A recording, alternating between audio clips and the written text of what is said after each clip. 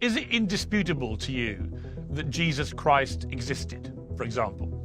Oh, definitely so. I want to play you a clip from one of my friends, Jordan Peterson, who's very skeptical about all this. And then if you could have a camera running on the tomb in and around 33 AD, that an actual Jesus would have walked out. Where is the actual hard evidence for you as an historian? Paul the Apostle wasn't there for the resurrection himself. Now, again, to play devil's advocate, eyewitness testimony notoriously is unreliable.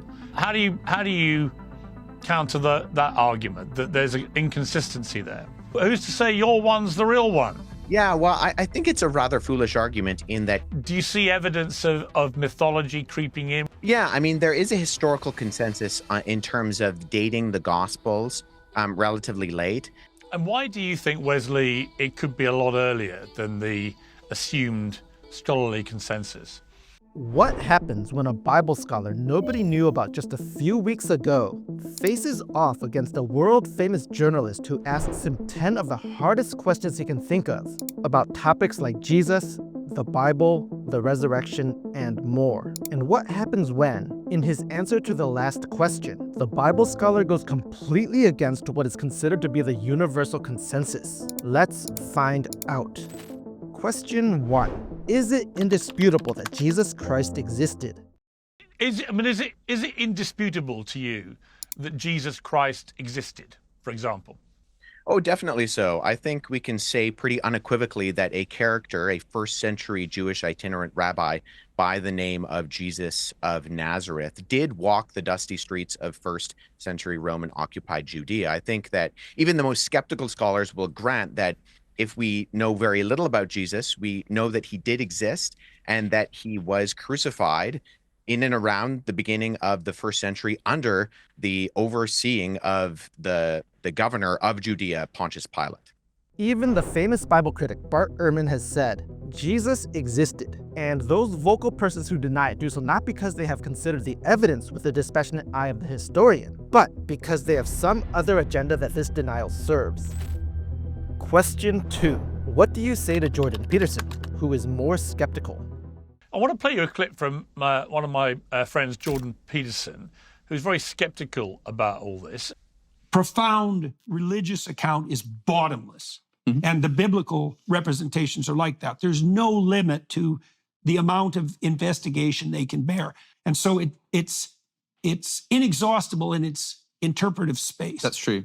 What do you say to that, Wesley?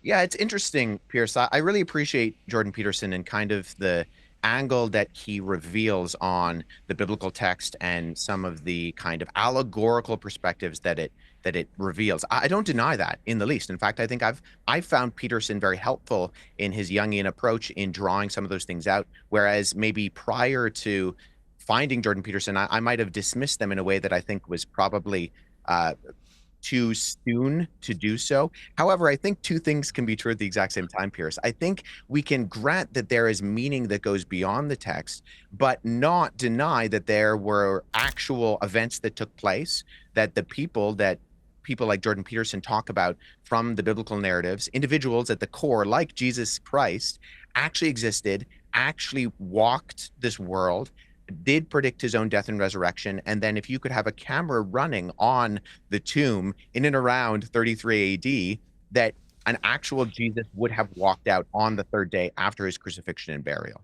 Jordan Peterson has said that the events in the Bible don't need to be true to have real meaning. But Wes points out the simple facts that the events in the Bible are, in fact, true. And that if we put a camera in Jesus' tomb, we would have footage of Jesus walking out of that tomb. Question 3. Where is the actual hard evidence? From the text of the New Testament, then, where is the actual hard evidence for you as an historian that actually happened? Yeah, I think we do, Piers, have a historical question in terms of we have an actual character who we can demonstrate that lived, and then we have that same character being demonstrated in multiple independent and cross-reference sources, chief of which we call the Gospels, Matthew, Mark, Luke, and John.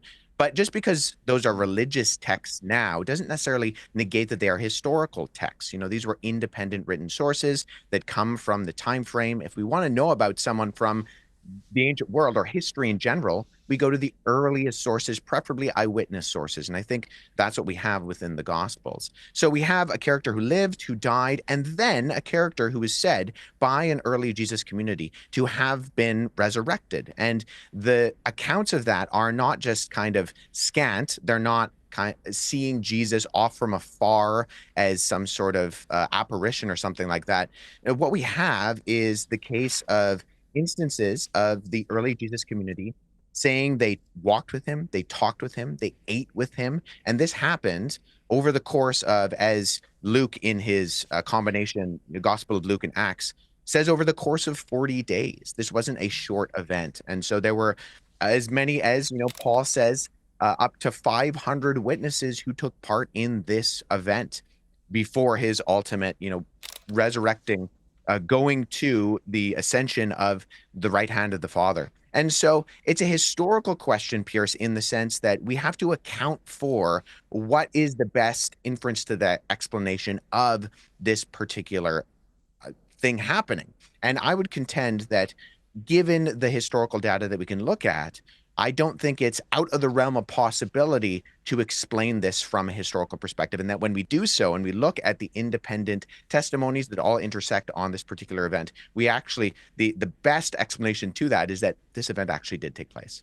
In addition to the four Gospels, there's also Josephus, who calls Jesus a wise teacher crucified by Pilate, Tacitus, who says Christus was executed under Pilate in Tiberius's reign, and Pliny the Younger, who reports Christians worshipped Christ as a god.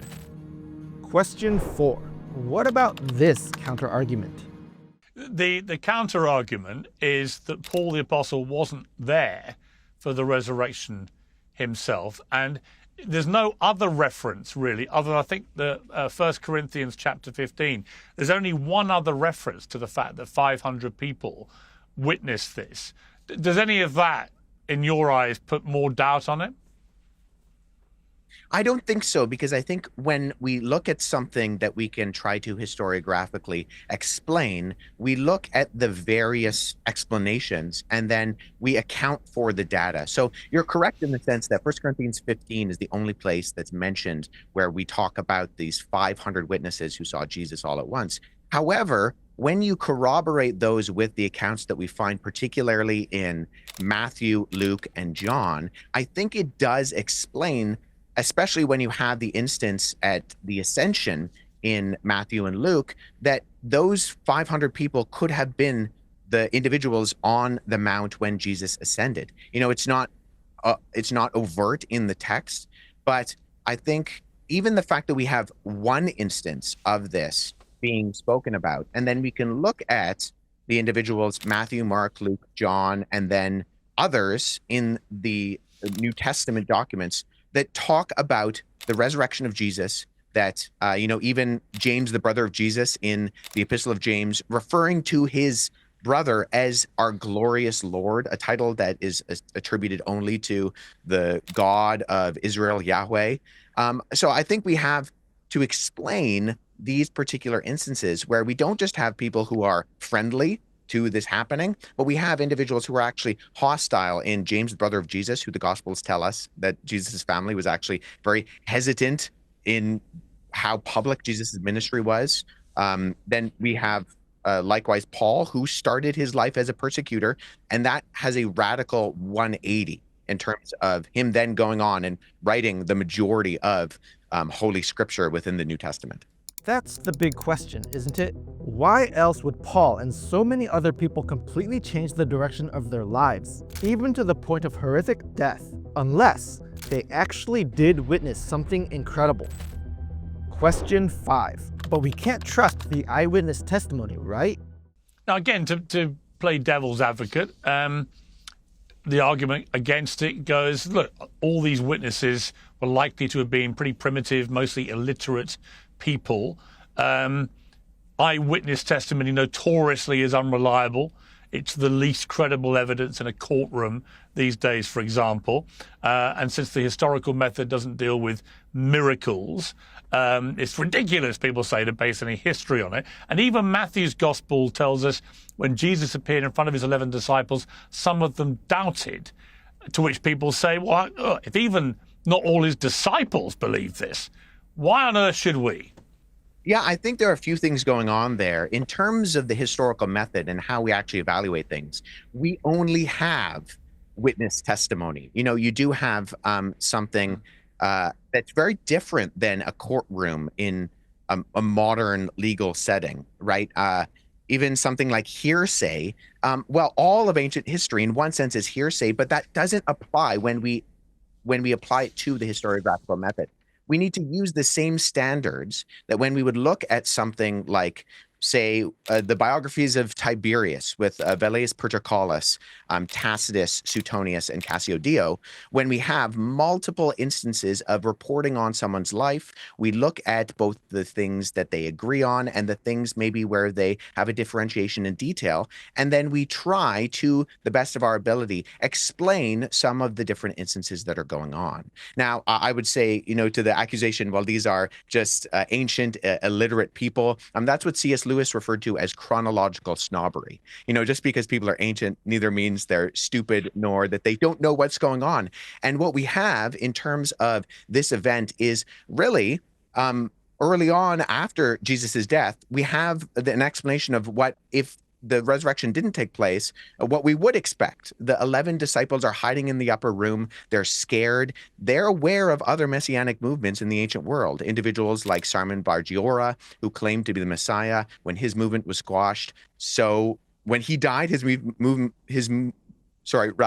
he died, his movement was squashed.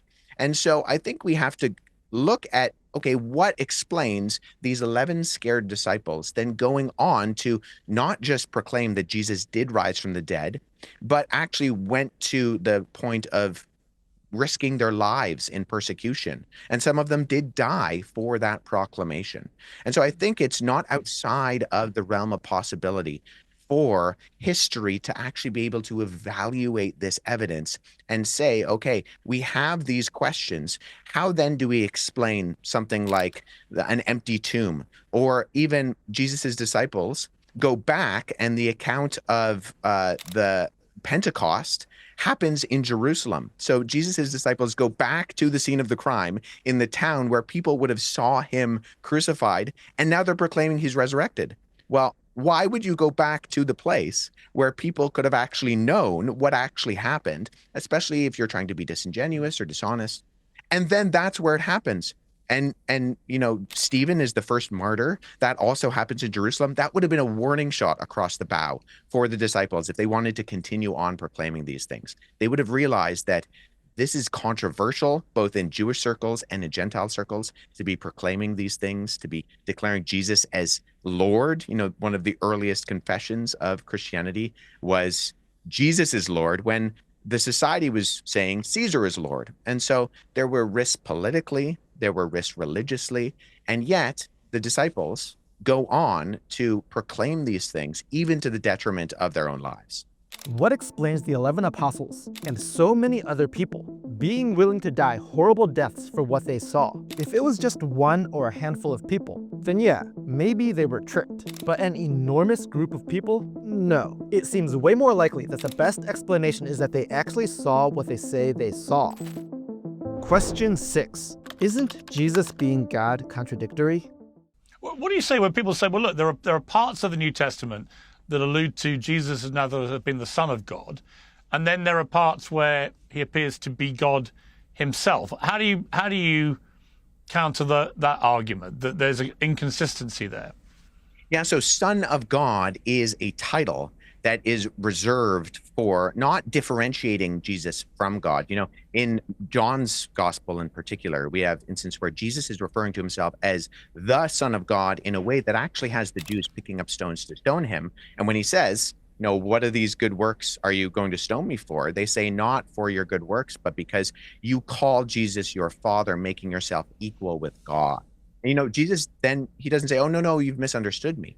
My Muslim friends like to point out that there are multiple sons of God throughout the Bible. David was referred to as a son of God. But what's unique is that despite there being, sometimes my Muslim friends like to say, sons by the tons, despite that reality, that Jesus is not claiming to be a son of God, he's claiming to be the son of God in a unique way that not only puts him on equal footing with the Father, but in this monotheistic context of ancient Judaism, actually ascribes to himself honors, attributes, names, and deeds that only God himself has the right to hold. And so the Jews throughout the New Testament, throughout Jesus's ministry and his goings on, they aren't confused by the things he says. You know, when he, at the beginning of Mark's gospel, when he forgives the sins of a person, their response is, who can forgive sins but God alone? And they're exactly right. Only God can forgive our sins. And so Jesus is, in his kind of answer, saying, you know, I'm doing this so that you know that the Son of Man can forgive sins. It's not a correction. That's a reframing in saying, yes, you're right. Only God can forgive sins. That's what I'm doing. Who does that make me? In John 8:58, Jesus says, "Before Abraham was, I am," giving himself the very name of God. In John 10:30-33, Jesus declares, "I and the Father are one." In John 20:28, Thomas says to Jesus, "My Lord and my God," and Jesus accepts the worship. In Mark 2:28, Jesus says that the Son of Man is Lord of the Sabbath. And in Matthew 28:18, Jesus says that all authority in heaven and on earth has been given to him. There's no inconsistency. Jesus very clearly considered himself to be God. Question 7. How do you know your God is the right one? I've seen Ricky Gervais on various talk shows. He's one of the world's most famous atheists. And he says, look, there are 3,000 gods if you add them all up from all the religions. Who's to say your one's the real one? And what about the others then? Do they not exist? Are they not real gods? In other words, his position is, look, you can't all be right unless there are 3,000 different versions of a supernatural spiritual being overseeing us all. What do you say to him?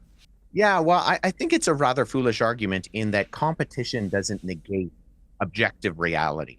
So say we're using a courtroom analogy. If someone was convicted of a crime here in the city of Toronto, where I live, and he stood before a judge and he said, really, you think I committed this crime? Do you know how many people are in the city? We have 3 million people in this city. And you think I'm the one who did the crime? Really? Out of all the, how many people are in Toronto? How many people are in Ontario? How many people are in Canada? How many people are in North America? You really think that given the amount of people that are on this earth, I'm the one who committed the crime? We wouldn't then look at the judge and say, well, that's a good argument. Have you really thought about how many other people are around who, just because this particular individual you think committed the crime? Really? Well, no, we don't just arbitrarily, pick someone, or in the case of Christianity, pick a God. We believe that the God of the Bible is the true God based on the evidence of not just what we find in the Bible, but the fine-tuning of the universe, of the morality in the objective reality of this world, and the fact that we are, Piers, people who operate with morals, with meaning and intention, and have intrinsic worth. But we look at these things and we don't arbitrarily pick Yahweh, the God of the Bible, over Zeus and Thor and Allah and Buddha. We do it, I would argue, based on the concrete, publicly available evidence that points to the truth claims that I would argue Christianity answers in regards to the ultimate questions we have. Islam's Muhammad thought Mary was part of the Trinity. Mormonism's Joseph Smith was literally a scam artist. Scientology's Hubbard literally invented sci-fi fiction to sell courses. Obviously, not all religions are equally legitimate. Question 8. Isn't there a mythology in Jesus' story? When you read the New Testament with an historian's eye, do you see evidence of mythology creeping in where the basic tenets of Jesus of Nazareth and what happened to him and so on may well all be, to your eyes, verifiable historically, but that actually there may be mythology built up around that kind of character, and it's almost impossible to test that? Yeah, I'm sympathetic to this argument in that I think we do see mythological drift for particular people, especially as there is a time gap between, some of the instances that we have in terms of written documentation of these individuals. I think what I would look at as a historian is when we're looking at the particulars of Jesus's life, there are things that I just don't think you would make up. I mean, even the fact that Jesus comes from the city Nazareth, it's really the boonies, for lack of a better way of putting it, of Israel. People didn't expect Jesus to come from Nazareth. They didn't expect the Messiah to be a traveling itinerant rabbi. They expected in Jesus's day, with the cultural expectation of who the Messiah, the Christ, the anointed one who was predicted by particularly individuals like the prophets in the Old Testament, they expected him to be a conqueror. They expected him to come and to release the nation of Israel from under the oppression of the Romans. They did not expect the Messiah to be murdered by the Romans. And so I think if you're making up stories about him, there are particular details that we find in the New Testament and in the biographies of Jesus's life that really the only true explanation for them, I would contend, is because they actually happened. Even if you read the accounts of the biographies, the disciples really come across as pretty dumb sometimes. In fact, Jesus is teaching them and they just continue to not get what he's talking about. Ultimately, to the point where Jesus is telling them he's going to be handed over, he's going to be crucified, he's going to rise on the third day. And even his closest disciple, Peter, is saying, you know, that's not going to happen. And he's pushing back against Jesus. And so I think in terms of what we as historians refer to as the criteria of embarrassment, women being the first eyewitnesses to the tomb in a day when women really weren't very good eyewitnesses for particular events. They weren't considered good eyewitness testimony. And we see kind of a trying to remedy that in later apocryphal documents like the Gospel of Peter, which is written in, you know, the subsequent centuries and has no real association with the Peter of history, tries to smooth over this by having Roman and Jewish officials being the first eyewitnesses to the tomb, because whoever the author of that document was embarrassed by the fact that the historical Gospels, Matthew, Mark, Luke, and John, have women as the first eyewitnesses to the tomb. So I think if we're asking the questions of mythological drift, I also think we need to account for the fact that there are details within the New Testament that would be embarrassing if they were made up. Why would you make up embarrassing facts about the closest disciples of Jesus, about the first eyewitnesses, and even about the kind of circumstances surrounding Jesus's life, unless those were actually things that actually did happen and they're trying to be honest with the information? If Jesus did become a myth, it seems awfully weird that the stories about him would include so many embarrassing details about Peter, the most prominent apostle, such as him denying Jesus 3 times and trying to walk on water and then sinking. No, the Gospels read like they're simple first-hand accounts, not mythology. Question 9. Weren't the Gospels written much later than Jesus' life? What do we know, do you think, historically, about when the Gospels were actually written? Because the sort of counter-argument to their veracity is that the earliest Gospel, Mark, was written in 70 AD, which would be 40 years after Jesus died, and likely well after the death of the eyewitnesses, given the life expectancy at the time. Similarly, scholarly consensus says that John was written in 90 to 100 AD, although I think you believe it was written a lot earlier. So from everything you've gleaned about this, what is the most likely time when these Gospels were written, do you think? Yeah, I mean, there is a historical consensus in terms of dating the Gospels relatively late. I think, when we find the gospel biographies of Jesus being written is really at the height of ancient biographical writing as a genre. This is when you get ancient individuals like Plutarch and Suetonius and Tacitus and so on writing biographies of important figures in their day. And if we go back in that timeline, Piers, the earliest life story accounts we see being written in detail are what we call proto-biography. And these start to pop up about half a millennium behind the Gospels. But at that point, what would have been considered biography would have been the equivalent of a funeral eulogy, or maybe like the exploits of particular details, hailing someone as a soldier or as a good person. This is where we find writers like Thucydides and Pericles and Aristophanes. And after the time of Jesus, we get a genre of biography we call hagiography, where there's known and accepted embellishment. However, between those 2 points between the proto-biographical material and the hagiographical material is where we find the classical worlds considered the crown of ancient biographical sources. So it's during this time that we actually get standards being laid out by individuals in the ancient world like Lucian, who wrote a document called How to Write Good History. And in that, he stresses things like impartiality, detachment, and rigorous devotion to the truth when characterizing the writing biography. And we find something very similar to how Lucian lays out his criteria in the preface to Luke's gospel, when Luke says in the beginning, in chapter 1, verse 1, that he's undertaking a task of writing an account, and he's doing so by interviewing eyewitnesses and carefully investigating everything from the beginning.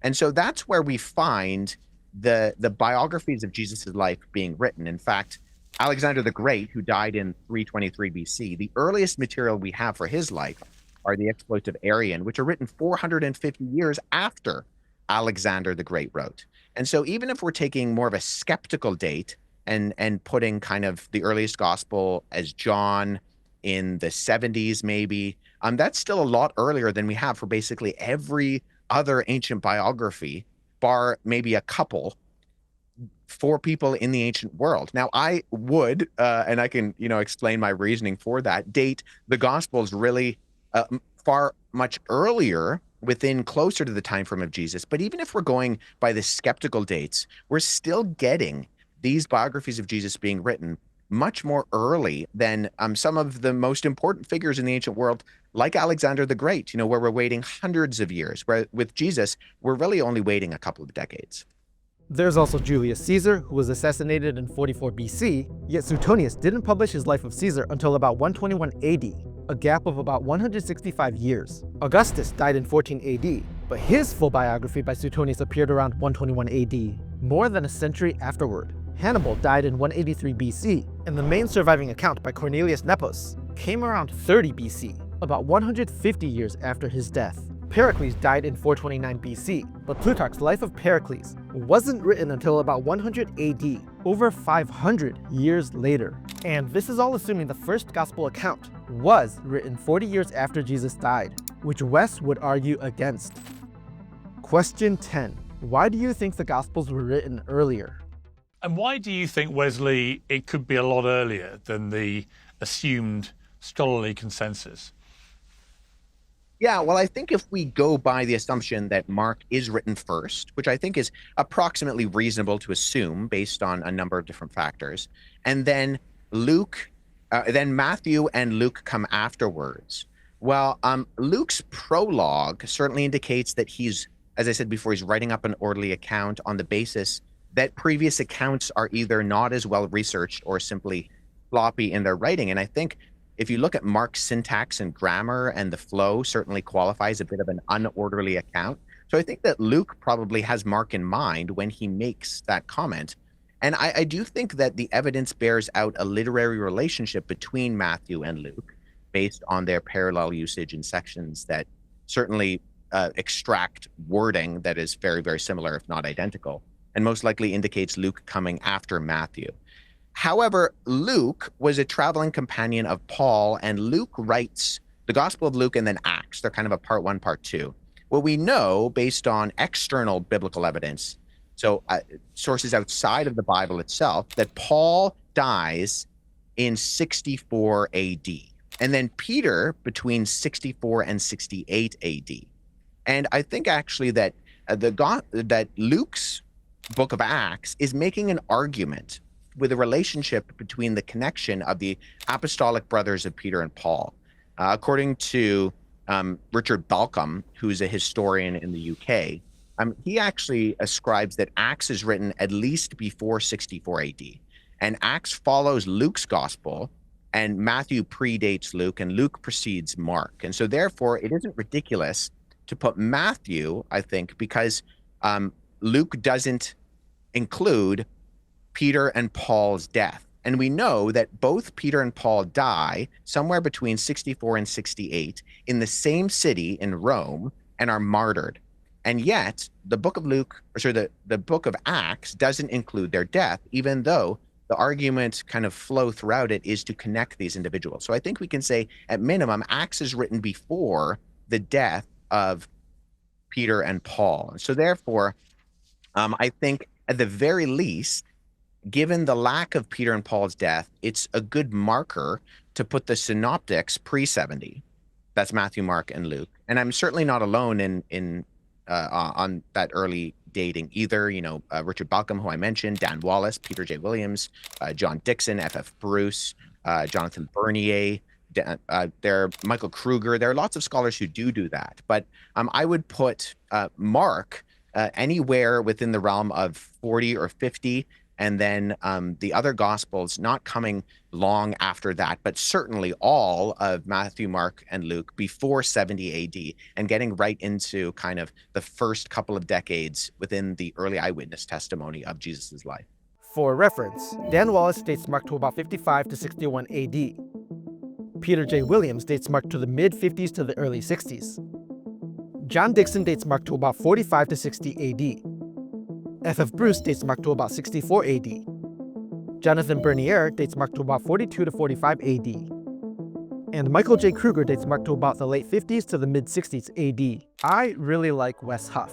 He's brilliant, he's articulate, and most importantly, he understands the Bible very well. Let's pray that God not only uses Wes powerfully in the years to come, but also that God raises up more men like Wes Huff. Hey, I'm Mike. If you want to support what I'm doing and help these videos reach more people, would you consider clicking that subscribe button? Thank you so much for watching this video until the end. Here is another one that you might find interesting.